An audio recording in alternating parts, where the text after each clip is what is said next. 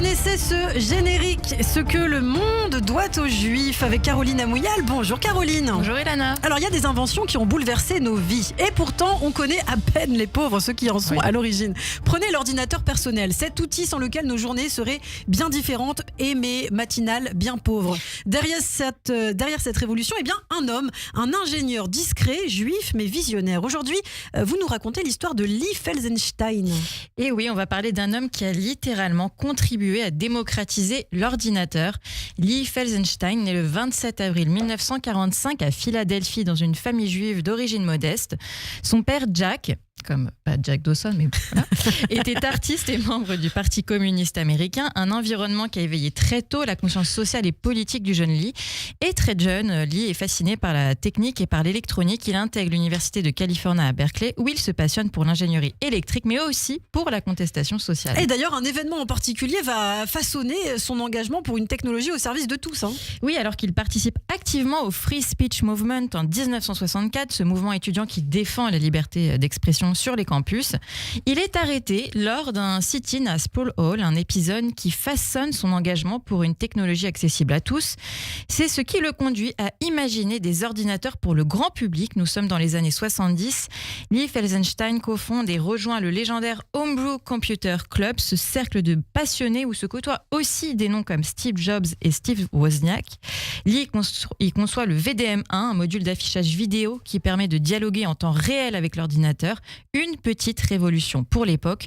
Et surtout, il crée le Sol-20, l'un des premiers micro-ordinateurs complets avec clavier intégré, boîtier et tout le nécessaire. Bon, en somme, il s'agit de l'informatique personnelle telle qu'on la connaît aujourd'hui. Exactement. Puis en 1981, il conçoit l'Osborne 1, le premier ordinateur portable commercialisé en masse.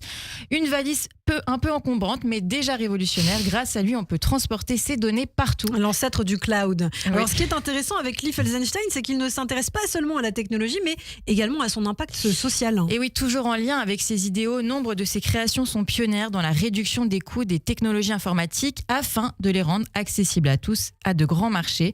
Le projet Community Memory, lancé par Resource One Inc. en 1972, puis intégré en 1977 par Lee Felsenstein, fut l'une des premières tentatives d'installation de terminaux informatique en réseau dans les lieux tels que les supermarchés de Berkeley afin d'attirer des personnes de tout horizon et de faciliter les interactions sociales entre personnes non techniques à l'ère d'avant Internet. Bon alors, et dans tout ça, est-ce que sa culture juive a joué un rôle ?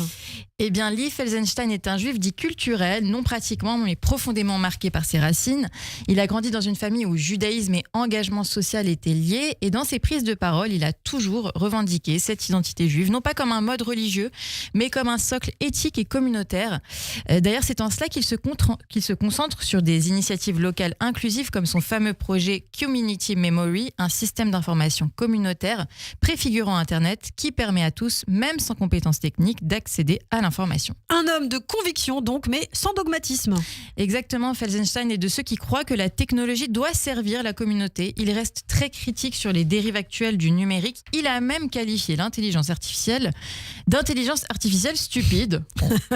Dénonçant son incapacité à vraiment comprendre le monde humain, mais pour lui, le plus important, c'est de créer des outils accessibles à tous et non réservés à une élite technologique. Alors, est-ce qu'il est toujours actif aujourd'hui ? D'ailleurs, quel âge il a ? On ne sait pas, alors attendez. 45, faites le calcul, Ilana. Il doit avoir 80 ans. Voilà. Okay. Oui, donc Lee Felsenstein continue de s'exprimer sur ces sujets. Il reste un ardent défenseur d'une technologie éthique à visage humain et il laisse l'héritage d'un pionnier, mais surtout d'un humaniste.